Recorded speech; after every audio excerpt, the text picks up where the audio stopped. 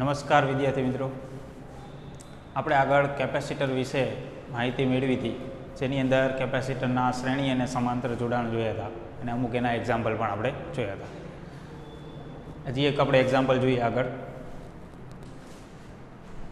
8મું example છે.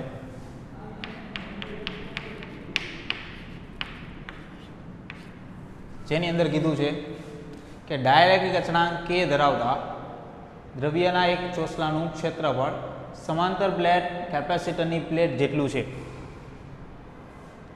પરંતુ તેની જાડાઈ 3/4D છે, જ્યાં D એ બે પ્લેટ વચ્ચેનું અંતર છે. એટલે કે એક કેપેસિટર છે, એની વચ્ચેનું અંતર છે D, અને એક ચોસલું કે એનું ક્ષેત્રફળ તો પ્લેટના ક્ષેત્રફળ જેટલું જ છે, પણ જાડાઈ કીધી છે 3/4D જેટલી. તો આ ખાલી અંતર જે વધશે એ કેટલું થશે? આ જો 3/4D જેટલું હોય તો આ કેટલું થાય? 1/4D આટલું અંતર થશે. તો આ રીતે કીધું છે. નાનો ડાયલેક્ટ્રિક અચળાંક છે કે એક ચોસલું આની અંદર આ રીતે મૂક્યું છે, અને આ જે જગ્યા ખાલી છે ત્યાં શું હશે? હવા. તો કેપેસિટરની બે પ્લેટ વચ્ચે આ રીતે એક ચોસલું મૂક્યું, બરાબર. પછી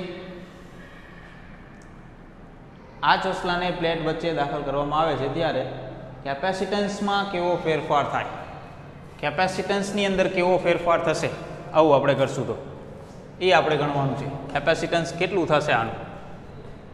એટલે કે જ્યારે આ ભાગ નહોતો, બરાબર, આ ચોસલું નહોતું, ત્યારે કેપેસિટન્સ કેટલું થાય? તો કે ε0A/D. પણ હવે ચોસલું દાખલ થઈ ગયું છે, એ પણ અમુક વિસ્તારમાં 3/4D આટલા વિસ્તારમાં, હજી આટલો વિસ્તાર તો ખાલી જ છે. તો કેપેસિટન્સમાં કેવો ફેરફાર થશે? તો અહીંયા આપણે એવું કહી શકીએ કે આ ભાગ જે છે, હવાવાળો ભાગ કે જે ખાલી છે, એનું કેપેસિટન્સ એ અલગ થશે અને આનું કેપેસિટન્સ એ અલગ થશે. આનું કેપેસિટન્સ છે એને આપણે કહી દઈએ C1 અને આનું કેપેસિટન્સ છે એને આપણે કહી દઈએ C2. આ રીતે. તો C1 આની ગણતરી કરવી હોય તો આપણે આ રીતે લખી શકીએ, એટલે કે 3/4D આટલું અંતર અથવા આટલી જાડાઈનું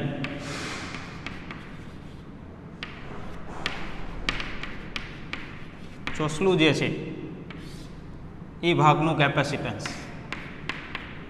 કેટલું થશે? તો કે ε0A/D આવું થશે. જેની અંદર ક્ષેત્રફળ કેટલું છે? તો કે A જેટલું જ છે, પ્લેટનું જેટલું ક્ષેત્રફળ છે એટલું જ. એપ્સિલોન તો કે એ માધ્યમનું પરમિટિવિટી થશે, અને અંતર તો કે અહીંયા અંતર આપણે કેટલું લેવું પડશે? 3/4D આટલું અંતર લેવું પડશે. પછી ડાયલેક્ટ્રિક અચળાંક K બરાબર આપણે શું લખી શકીએ? તો કે ε0/ε0. તો એપ્સિલોન બરાબર પણ આપણે શું લખી શકીએ? K × ε0. કારણ કે અહીંયા આપણને ડાયલેક્ટ્રિક અચળાંક આપ્યો છે, બરાબર, માધ્યમની પરમિટિવિટી, એટલે કે એપ્સિલોન આપેલું નથી, તો એની જગ્યાએ આપણે કેટલું લેવું પડશે? તો કે K × ε0A છેદમાં 3D. 4 ક્યાં જશે? ઉપર જશે. તો આ કેપેસિટન્સ કેનું મળી ગયું? તો કે આ ભાગનું, કે જે ભાગની અંદર ચોસલું છે. હવે જે ભાગ ખાલી છે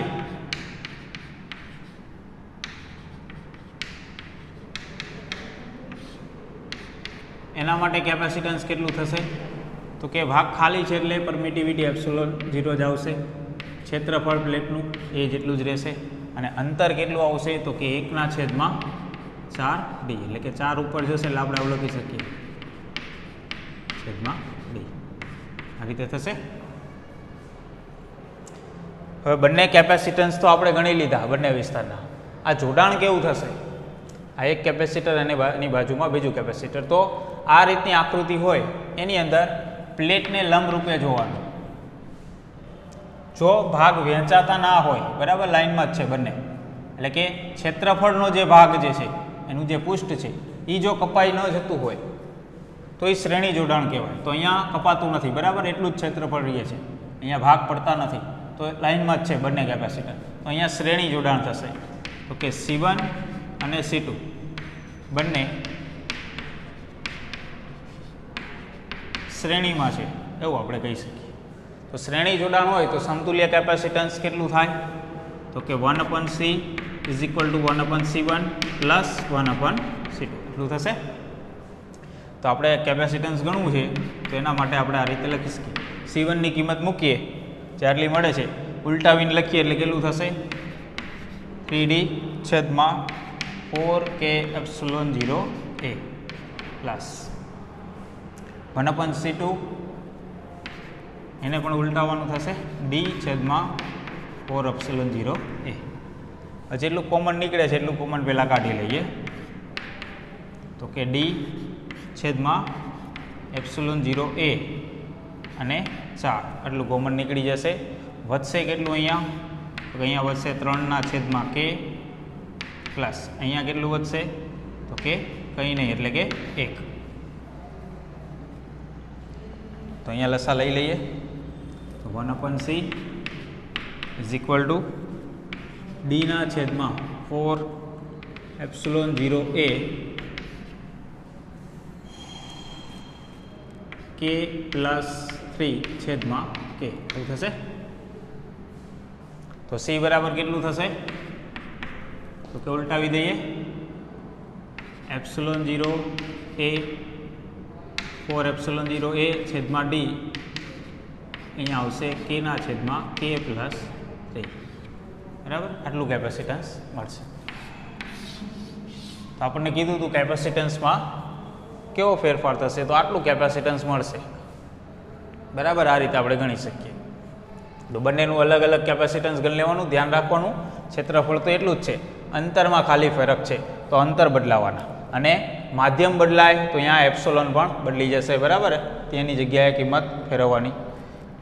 અને પછી શ્રેણી કે સમાંતર જોડાણ છે એ નક્કી કરી લેવાનું અને ગણતરી કરી નાખીએ એટલે આપણને કેપેસિટન્સ મળી જશે, બરાબર. એના પછીનો જોઈએ.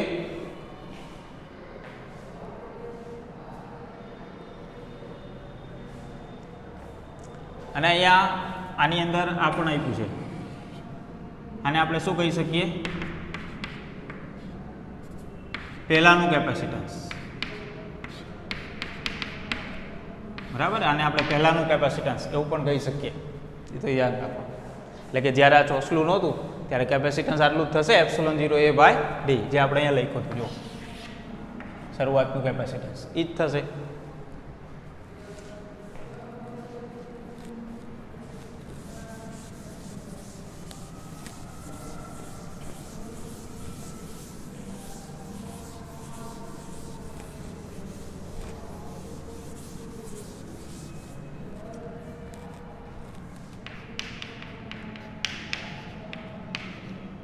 એના પછીનું એક્ઝામ્પલ જેની અંદર એક આકૃતિ આપણને દર્શાવી છે.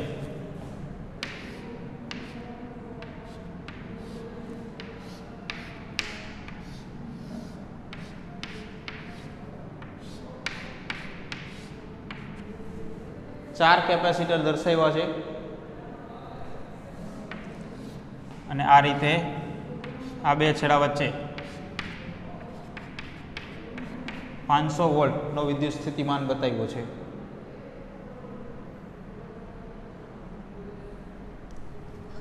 કેપેસિટરના નામ આપેલા છે C1, C2, C3 અને C4. આ રીતે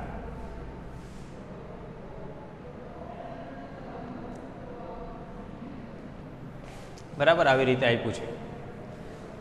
અને બીજી રકમ શું કીધી છે? 10 માઇક્રોફેરાડેના 4 કેપેસિટર, એટલે કે આ ચારે ચાર કેપેસિટર છે C1, C2, C3, C4, ચારે ચાર 10 માઇક્રોફેરાડેના છે. તો પેલું આપણને ગણવાનું કીધું છે નેટવર્કનું સમતુલ્ય કેપેસિટન્સ. પેલું ગણવાનું કીધું છે નેટવર્કનું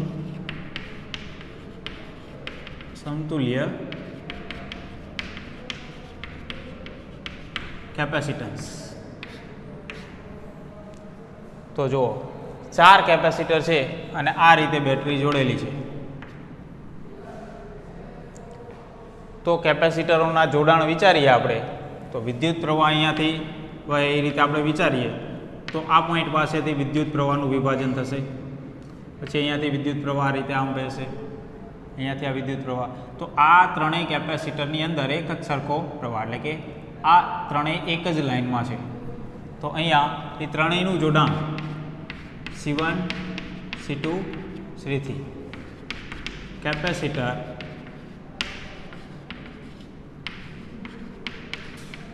શ્રેણી જોડાણમાં છે. જો શ્રેણી જોડાણમાં હોય તો ત્રણેય કેપેસિટરનું સમતુલ્ય કેપેસિટન્સ, ધારો કે આપણે C ડેશ કહીએ, તો શ્રેણી જોડાણમાં શું થશે કેપેસિટરની અંદર 1/C dash is equal to 1/C1 plus 1C2 plus 1/C3.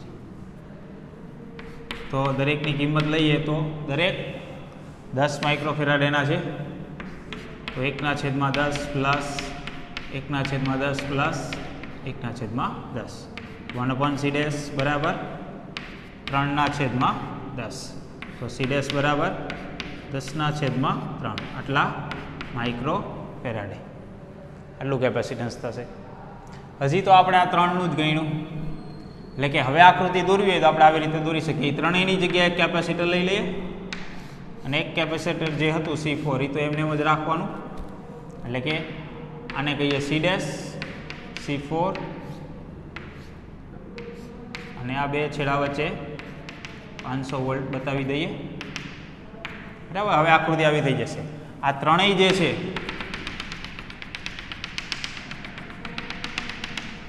આ ત્રણેયની જગ્યાએ આપણે આ કેપેસિટર લઈ લીધું.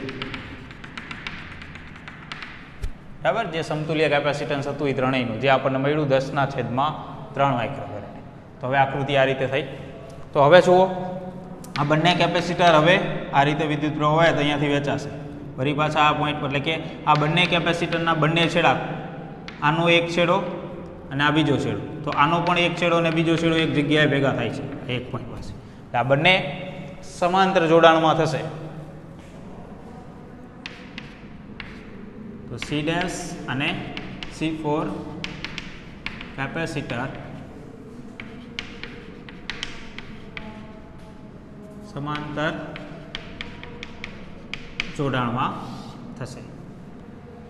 જો એ બંને સમાંતર જોડાણમાં થાય તો સમતુલ્ય કેપેસિટન્સ C વડે દર્શાવીએ તો એ કેટલું થશે, તો કે સમાંતરની અંદર બંનેનો સીધો સરવાળો થશે. તો C ડેશ બરાબર કેટલું મળે છે આપણને 10/3 અને C4 એટલે તો કેટલું છે 10. તો ટોટલ કેટલું થશે 30 ને 10 40/3 માઇક્રોફેરાડ. તો આ થઈ ગયું સમતુલ્ય કેપેસિટન્સ. બરાબર, એટલે કે આ બંનેની જગ્યાએ એક કેપેસિટર આવી જશે, 500 વોલ્ટ કેપેસિટર C. આવી રીતે થશે.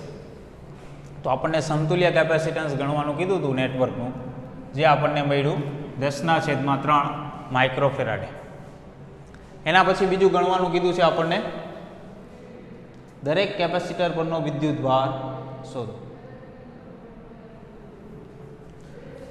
દરેક કેપેસિટર ઉપર કેટલો વિદ્યુત ભાર હશે એ આપણે ગણવાનું. તો સૌપ્રથમ આપણે વિદ્યુત ભાર વિશે વિચારીએ તો શ્રેણી જોડાણની અંદર વિદ્યુત ભાર સરખો રહેતો હોય છે, સમાંતરમાં વિદ્યુત ભાર વહેંચાતો હોય છે સમાંતર જોડાણમાં. તો જે ટોટલ વિદ્યુત ભાર કેટલો હશે એ પહેલાં આપણે ગણી લઈએ. તો સમતુલ્ય કેપેસિટન્સ જો આપણને આટલું મળે છે અને ટોટલ વોલ્ટેજ 500 હોય તો વિદ્યુત ભાર ટોટલ કેટલો થશે, Q બરાબર C × V. બરાબર, આ સમીકરણનો ઉપયોગ કરીએ તો C એટલે કે 40/3 અહીંયા 10⁻6 અને વોલ્ટેજ કીધો છે 500. તો આની ગણતરી કરીએ તો આશરે કેટલું મળશે, તો કે 20/3 કરીએ એટલે લગભગ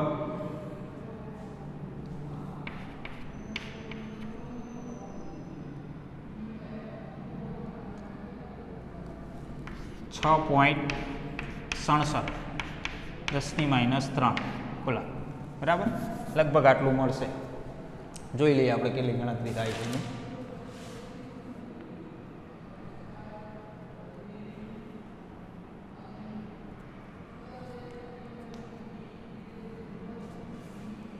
એ રીતે નથી ગણ્યું, બરાબર, પણ છતાં આપણે આ રીતે ગણતા જઈએ. લગભગ આટલું જ આવશે. તો 6.67 × 10⁻³ કુલમ આટલું આપણને મળશે વિદ્યુતભાર. જે વિદ્યુતભાર કેના ઉપર થશે? આ કેપેસિટર ઉપર થશે, પરિણામી ઉપર, બરાબર. હવે આપણે એના આગળનો પરિપથ વિચારીએ, એટલે કે આ જે કેપેસિટન્સ છે એ આપણે આ બંનેનું સમતુલ્ય ગણ્યું હતું. તો આ બંને સમાંતરમાં છે. જો આ બંને સમાંતરમાં હોય તો બંનેના વોલ્ટેજ તો સરખા જ હશે, પણ કેપેસિટન્સ અલગ અલગ છે. સી ડેશ છે એ કેટલું છે? 10⁻³ અને આ છે 10. તો કેપેસિટન્સ અલગ અલગ હોય અને સમાંતર જોડાણ છે તો વિદ્યુતભાર જુદો જુદો જ જશે, પણ બંનેના વિદ્યુત સ્થિતિમાન સરખા છે. તો બંને ઉપરના વિદ્યુતભાર આપણે ધારી લઈએ. આના ઉપર વિદ્યુતભાર ધારો કે Q ડેશ અને આના ઉપર વિદ્યુતભાર Q4. તો આના માટે સમીકરણ લખવા હોય તો શું લખી શકીએ? તો કે આપણે આના માટે એવું લખી શકીએ કે Q4 બરાબર C4 × V. વોલ્ટેજ તો સમાંતરમાં સરખો જ હશે. તો C4 એટલે તો કેટલું છે? 10 માઇક્રો અને વોલ્ટેજ કેટલો છે? 500. તો કેટલું થશે? 5 × 10⁻6 બોલો. ચોથા કેપેસિટર ઉપર આપણને વિદ્યુતભાર મળી ગયો. 5 × 10⁻6 નહીં પણ 3 થઈ જશે, બરાબર. 3 0 નીકળી જશે. તો ચોથા કેપેસિટર ઉપર આ રીતે વિદ્યુતભાર મળી ગયો આપણને. આ જ રીતે આપણે આના ઉપર ગણી શકીએ સી ડેશ માટે. તો Q ડેશ બરાબર શું થશે? C dash × V. તો સી ડેશ એટલે 10⁻³ ગુણ્યા વોલ્ટેજ કેટલો થશે? તો કે 500 અને માઇક્રોમાં છે એટલે 10⁻6. તો 5000 ભાગ્યા 3 એવું થયું, એટલે કે 5/3 કરીએ તો 1.6 ગુણ્યા 10⁻³ કુલમ આટલું થશે, બરાબર. Q4 નો થયો. Q ડેશ આનો આટલો મળ્યો. Q ડેશ તો આ ત્રણેયનું પરિણામી છે. અને અહીંયા આપણે ટોટલ વિદ્યુતભાર કેટલો મળ્યો તો? 6.67 × 10⁻³. અહીંયા બંને ઉપર ગણ્યો તો જો કેટલું મળ્યો? 5 × 10⁻3, 1.6 × 10⁻3. આ બંનેનો સરવાળો કરો કેટલું થશે? આના જેટલું જ થશે, કેમ કે જે વિદ્યુતભાર અહીંયાથી આવે છે એ જ આ બંનેમાં વેચાશે. Q4 અને Q ડેશ એ જ આમાં વેચાશે. એટલે આ જે ટોટલ વિદ્યુતભાર આવે છે એ જ આ બંનેમાં જશે. આમાં 5 × 10⁻3 જશે અને બાકીનો આમાં, એટલે કે 1.6 × 10⁻3 એમાં જશે. એટલે આ કેપેસિટર ઉપર આવશે. તો અહીંયા જે વિદ્યુતભાર આવશે Q ડેશ એ આ ત્રણેય શ્રેણીમાં છે અને ત્રણેયના મૂલ્ય પણ સરખા છે. કેપેસિટન્સ સરખા છે ત્રણેય. તો ત્રણેય ઉપર એક સરખો વિદ્યુતભાર જશે અને જે આપણે અહીંયા ગણ્યો એટલો જ આવશે, બરાબર. તો Q1 Q2 Q3 આ દરેક ઉપર કેટલો વિદ્યુતભાર હશે? તો કે 1.6 × 10⁻³ કુલમ. તો આ એટલો આવશે. તો આપણને બીજું ગણવાનું કીધું હતું, ચારેય કેપેસિટર ઉપર વિદ્યુતભાર કેટલો હશે, બરાબર. તો વિદ્યુતભાર ગણવું હોય તો પહેલાં પરિણામી માટે ગણી લેવાનો, પછી આ બંને ઉપર આપણે જોઈ શકીએ. આ શા માટે ગણવાનો? તો કે આપણને ખાતરી થઈ જાય કે ખોટું નથી, બરાબર. બંનેનો સરવાળો એના જેટલો મળે છે કે નહીં. આના ઉપર કેટલો વિદ્યુતભાર હશે ગણવું હોય તો કેપેસિટન્સ છે ગુણ્યા વોલ્ટેજ, વોલ્ટેજ સરખો જ હશે સમાંતરમાં, એ રીતે આના ઉપર મળી જશે. અને આ વિદ્યુતભાર છે આ ત્રણેય કેપેસિટરનું એ પરિણામી કેપેસિટન્સ છે. અને આ ત્રણ કેપેસિટર છે એ શ્રેણીમાં છે. તો શ્રેણીમાં હોય તો દરેક ઉપર વિદ્યુતભાર કેવો આવશે? સરખો. અને કેપેસિટન્સ એ સરખા જ છે, બરાબર. એટલે એ રીતે મળશે.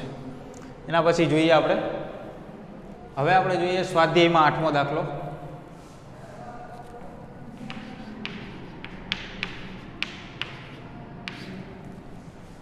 જેની અંદર આપણને કીધું છે બે પ્લેટ વચ્ચે હવા હોય તેવા સમાંતર પ્લેટ કેપેસિટરમાં દરેક પ્લેટનું ક્ષેત્રફળ 6 × 10⁻³ મીટર સ્ક્વેર છે.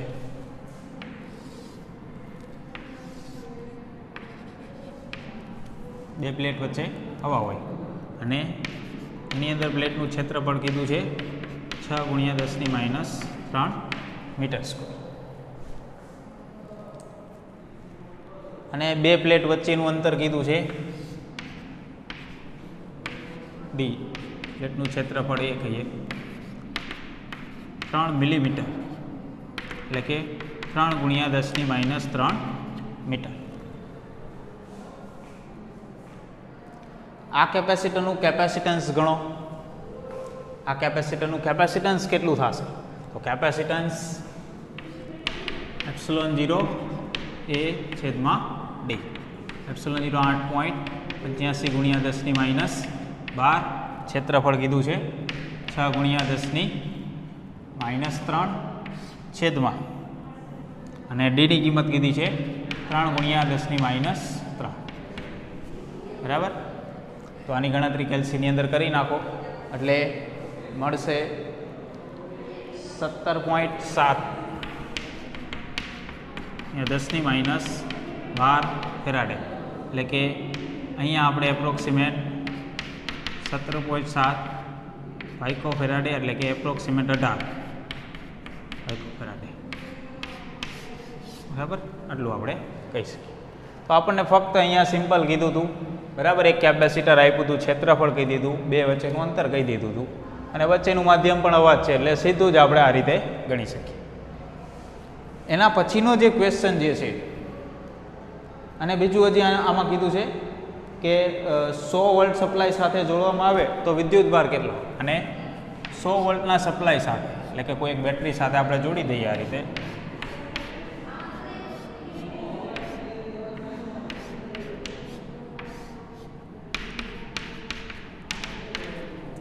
આ કેપેસિટરને તો વિદ્યુત ભાર કેટલો? તો એ સિમ્પલ જ છે, Q બરાબર V × C, કે 100 ગુણ્યા કેપેસિટન્સ 18 પાઇકો ફેરાડે લઈએ એટલે કેટલું થશે? 10⁻² આપણે ઓછી કરીએ એટલે કે 18 ગુણ્યા 10⁻10, કે 1.8 ગુણ્યા 10⁻,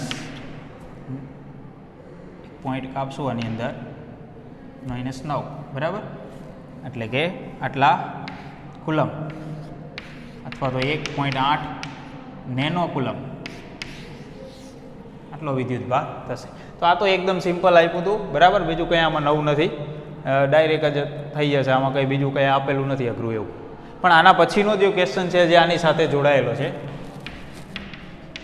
એમાં કીધું છે કે આ જ રકમ જે છે આપણે અત્યારે જે ગણી એના માટે, એની અંદર એક 3 mm જાડાઈની માઇકા, એટલે કે જેનો ડાયલેક્ટ્રિક અચળાંક કીધો છે 6 બરાબર, એવું આની અંદર મૂકવાનું. હવે આની અંદર 3 mm જાડાઈની, એટલે એ કેટલી થશે? તો કે આ બે વચ્ચેનું અંતર કેટલું હતું? એટલી જ જાડાઈ 3 mm, તેટલી જ જાડાઈની માઇકા કે જેનો ડાયલેક્ટ્રિક અચળાંક છે 6, એ મૂકવામાં આવે છે. હવે પછી શું ગણવાનું કીધું છે એની અંદર? તો પેલું કીધું છે વોલ્ટેજ સપ્લાય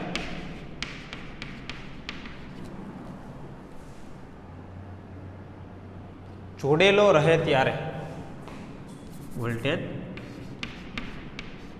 સપ્લાય જોડેલો રહે ત્યારે, અને વોલ્ટેજ સપ્લાય દૂર કર્યા બાદ દરેક કિસ્સામાં શું થાય?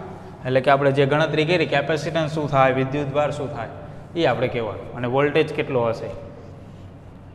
તો અહીંયા વોલ્ટેજ જે જોડેલો છે એ કેટલો જોડેલો છે? 100 વોલ્ટ બરાબર. 100 વોલ્ટની બેટરી આપણે લીધી હતી આની અંદર.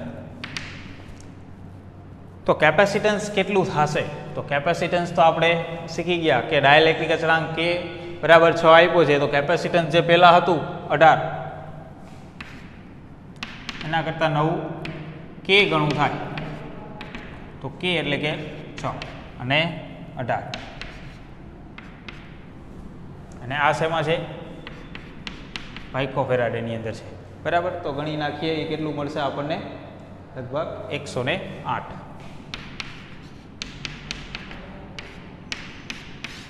તો કેપેસિટન્સ આટલું થઈ જશે. બીજું વિદ્યુતભાર કેટલો થશે તો કે વિદ્યુતભાર Q બરાબર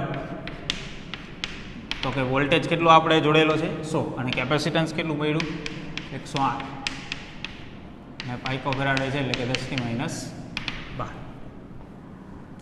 તો અહીંયા ટોટલ 4 પોઈન્ટ આપી લઈએ તો 10⁻8 આટલા કુલમ આટલો વિદ્યુતભાર થશે. બરાબર. પછી વોલ્ટેજ કેટલો થશે તો કે વોલ્ટેજ તો આપણે 100 જોડેલો છે બરાબર, દૂર કર્યો નથી અને આપણે બેટરી સાથે જોડેલો છે 100 વોલ્ટ સાથે. તો જે બેટરીનો વોલ્ટેજ હશે એ જ રહેશે, એમાં તો કોઈ ફરક પડવાનો નથી, એ તો એ જ રહેશે બરાબર. બેટરી દૂર કરશું તો કંઈક અલગ થશે, પણ બેટરી જોડેલી છે ત્યાં સુધી તો વોલ્ટેજ કેટલો રહે બે છેડા વચ્ચે, જેટલો બેટરીનો વોલ્ટેજ હોય એટલો જ રહેશે, એમાં કોઈ ફરક પડશે નહીં. તો બીજો ભાગ આપણે ગણીએ કે જેની અંદર કીધું છે વોલ્ટેજ સપ્લાય દૂર કર્યા બાદ શું થશે. તો વોલ્ટેજ સપ્લાય દૂર કરો તો કેપેસિટન્સમાં તો કોઈ ફરક ન પડે, કેપેસિટન્સ તો એટલું જ રહેશે 108 કેપેસિટન્સમાં કોઈ ફરક નહીં પડે. વિદ્યુત ભાર તો કે વોલ્ટેજ સપ્લાય આપણે હવે કાઢી લીધો છે બરાબર, હવે કોઈ બેટરીનું જોડાણ નથી. તો બેટરીનું જોડાણ ન હોય તો હવે વિદ્યુત ભાર કેટલો હશે તો કે વિદ્યુત ભાર તો કેટલો રહે હવે તો જેટલો પહેલાં હતો, કેટલો હતો પહેલાં વિદ્યુત ભાર આપણે ગણ્યો હતો 1.8 નેનોમીટર બરાબર, એટલો થઈ જશે જેટલો વિદ્યુત ભાર પહેલાં હતો એટલો થઈ જશે. અને વોલ્ટેજ તો કે વોલ્ટેજની અંદર શું ફેરફાર જોવા મળશે તો કે આપણે જોયું હતું વોલ્ટેજ જે હોય એ વિદ્યુત ક્ષેત્ર સાથે સમપ્રમાણમાં હોય, કેમ કે અંતર તો અહીંયા આપણે બદલતા નથી બે પ્લેટ વચ્ચેનું. તો વિદ્યુત ક્ષેત્રનું શું થાય તો કે વિદ્યુત ક્ષેત્ર કેમાં ભાગનું થાય, ડાયલેક્ટ્રિક પદાર્થ દાખલ કરીએ આપણે તો પહેલાં જે વિદ્યુત ક્ષેત્ર હોય એના કરતાં એ કેમાં ભાગનું થઈ જાય. તો વોલ્ટેજ પણ કેટલો થશે કેમાં ભાગનો થશે, તો વોલ્ટેજ જે પહેલાં હતો એના કરતાં એના ડાયલેક્ટ્રિક અચળાંકના ભાગનો થઈ જશે. તો વોલ્ટેજમાં ઘટાડો થશે બેટરી દૂર કર્યા બાદ. તો 100 વોલ્ટ હતું ભાગ્યા 6 બરાબર, 100 ભાગ્યા 6 કરી નાખો કેટલું મળશે 16.6. તો વોલ્ટેજ આટલો થઈ જશે. તો બેટરી જોડેલી હોય ત્યારે કેપેસિટન્સ વિદ્યુતભાર અને વોલ્ટેજ, અને બેટરી દૂર કરીએ એટલે કે વોલ્ટેજ સપ્લાય દૂર કરીએ પછી કેપેસિટન્સ વિદ્યુતભાર અને વોલ્ટેજ કેટલો મળશે એ આપણને ગણવાનું કીધું હતું બરાબર. તો આ રીતે ગણી શકીએ. ખાસ ધ્યાન રાખવાનું કેપેસિટન્સ તો ક્યારેય નહીં બદલાય, વિદ્યુતભાર જે છે એ પહેલાં જેટલો હતો એટલો થઈ જશે, અને વોલ્ટેજ દૂર કરશું તો વોલ્ટેજ કેમાં ભાગનો થઈ જશે આવું જોવા મળશે બરાબર. તો ખાસ ધ્યાન રાખો.